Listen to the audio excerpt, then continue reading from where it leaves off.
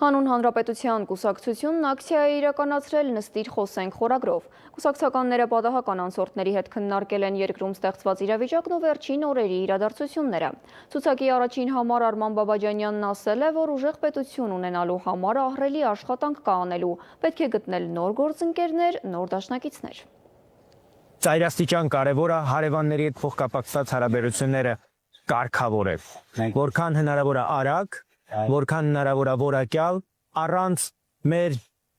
հիշողությունը որևէ կերպ ուրանալու, առանց մոռանալու մեր պատմությունը, բայց